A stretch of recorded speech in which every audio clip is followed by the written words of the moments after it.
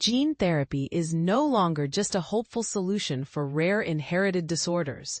It's breaking new ground in tackling diseases once thought unrelated to genetics. The recent trials at Rambam Healthcare campus highlight this shift dramatically. For the first time, a gene-editing treatment created by the American biotech firm Intellia Therapeutics has been tested on a condition that isn't inherited but still linked to protein misfolding and accumulation: transthyretin cardiac amyloidosis, ATTR-CA. Similarly, gene therapies with comparable approaches are being tested worldwide to combat high cholesterol, a common but non-genetic condition. But here's where it gets controversial. Could gene editing become a universal tool for common diseases, or will it remain confined to rare cases? Amyloidosis covers a group of diseases where proteins accumulate excessively or in the wrong body locations, causing damage. Dr. Oren Caspi, head of Rambam's Heart Failure Unit and Cardiovascular Research Center, who spearheaded this clinical trial alongside Drs. Sarush Pechersky and Aharon Ronnie Abo, explains that genes direct how proteins are made. When mistakes occur in this process, from DNA to protein, the malformed proteins may not fold correctly. This misfolding means they can build up where they shouldn't, or the normal systems that clear these proteins fail, leading to harmful clusters.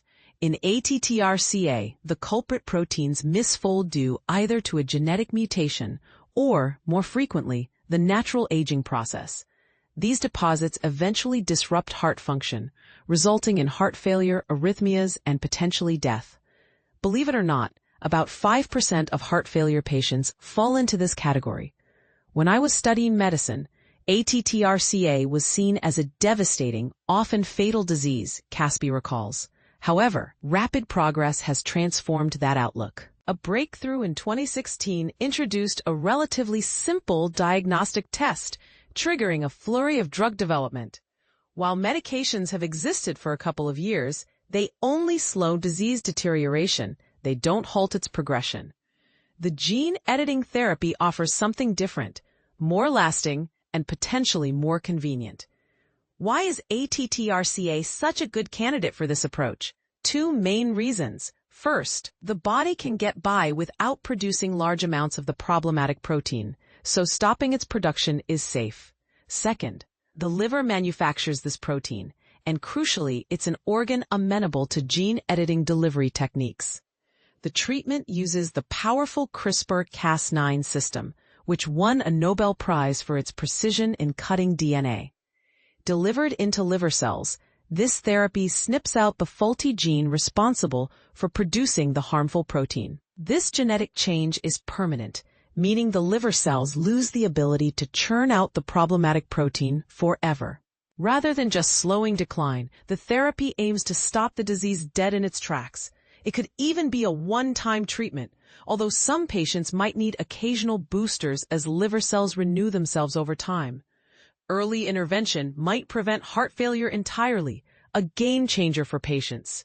For elderly individuals, this less frequent treatment method is especially attractive since complex daily medication regimens can be difficult to manage. The availability of such a targeted therapy underscores the value of early detection before heart failure worsens, potentially saving enormous future medical costs.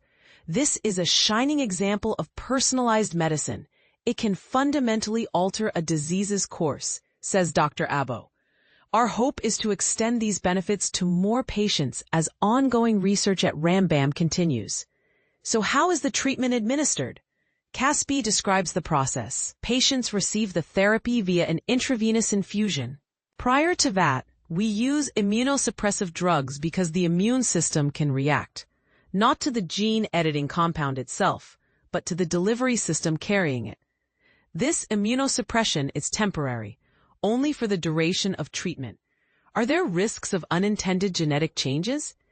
Animal studies have repeatedly shown no off-target edits, Caspi assures.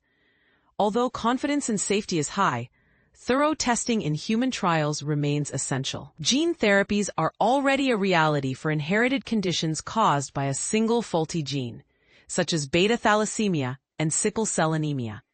However, Applying such treatments to age-associated diseases like amyloidosis is groundbreaking. The ability to safely halt protein production with minimal side effects opens the door for other possibilities. One compelling candidate is hypercholesterolemia, commonly known as high cholesterol.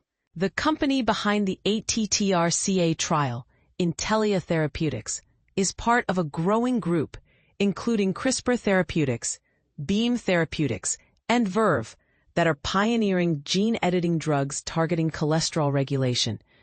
Interestingly, Verve is on the verge of being acquired by pharmaceutical giant Eli Lilly for over $1 billion, showing Big Pharma's trust in this technology.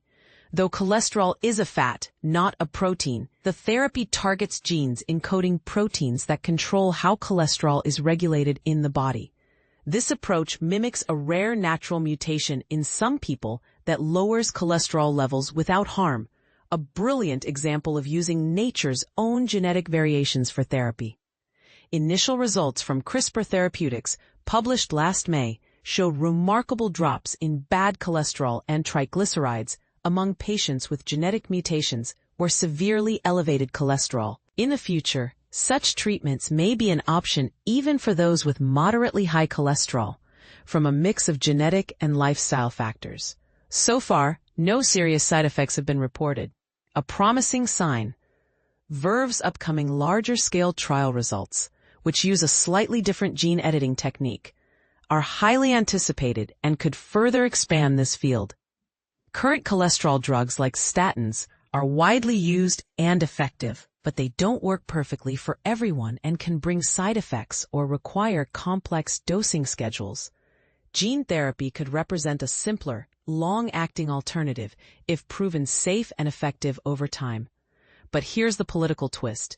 Any new gene therapy faces rigorous review by the U.S. Food and Drug Administration, FDA, through its Center for Biologics Evaluation and Research. Recently, the center's leadership has been unstable. Dr. Vinay Prasad, known for his strict standards on drug approvals, was briefly fired and then reinstated amid political and scientific controversies. If he maintains his role, his tough but careful approach could slow down the approval process. This might frustrate patients eager for new therapies, but also ensures that only treatments with solid evidence reach the market. So what does this all mean for the future? Will gene editing for common diseases become the new norm? Or will regulatory, ethical, and technical challenges limit its scope? Are we ready to rewrite the genetic story of aging-related diseases? We'd love to hear your thoughts. Do you believe gene therapy could or should be expanded to treat widespread conditions like high cholesterol?